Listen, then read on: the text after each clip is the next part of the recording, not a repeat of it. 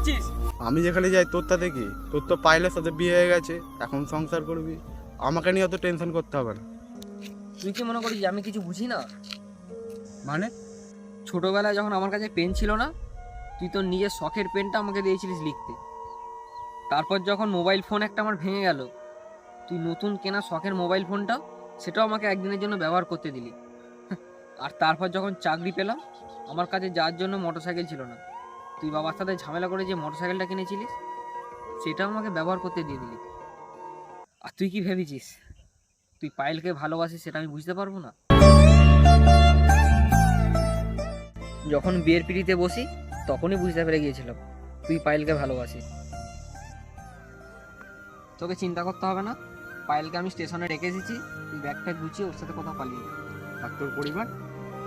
পরিবার সে আমি ঠিক সামনে নেব। শোন, তুই যদি বিয়ে করার আগে সবই জানতিস তাহলে বিয়েটা করলি কেন?